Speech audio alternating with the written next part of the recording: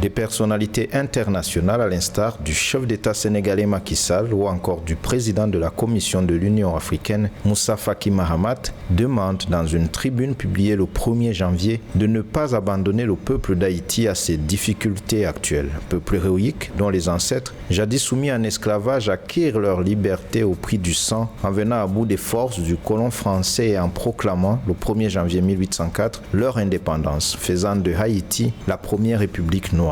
Adama Dieng, ancien secrétaire général adjoint des Nations Unies et ancien expert indépendant des Nations Unies pour Haïti, est l'initiateur de cette tribune qui comporte des signatures de chefs d'État en exercice et d'anciens présidents, d'universitaires, d'artistes, de personnalités de la société civile, des responsables d'institutions des Nations Unies.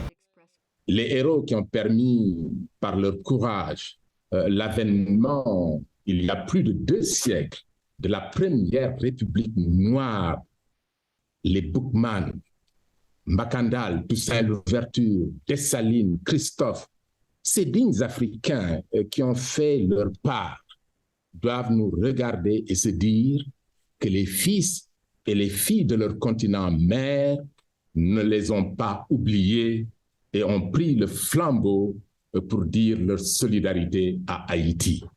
C'est aussi pour cela que l'Afrique appelle à une action décisive. Sur l'île d'Hispaniola dans les Caraïbes, le contraste est frappant entre les 2 États qui se partagent l'île.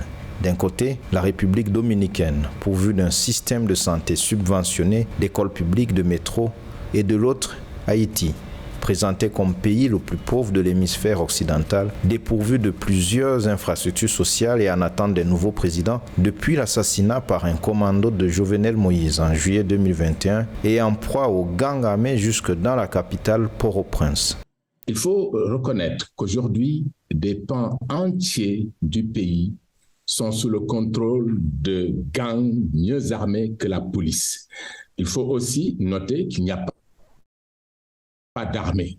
La famine affecte à ce jour près de 5 millions de personnes. Le choléra est de retour. L'État est pratiquement défaillant. De toute évidence, il faut faire plus et faire vite. Haïti est si important sur les plans historiques, symboliques, culturels et géopolitiques. Nous devons beaucoup au peuple haïtien.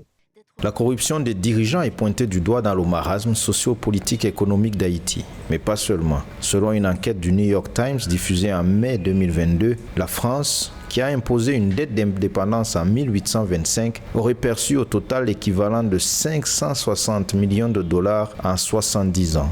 Des ressources importantes pour l'État et qui ont plongé Haïti dans la dépression économique dans la foulée de l'indépendance. Les États-Unis sont aussi cités dans les difficultés d'Haïti par l'occupation militaire qui a duré de 1915 à 1934, le vol d'or de la Banque nationale et l'endettement mené pendant des années d'occupation.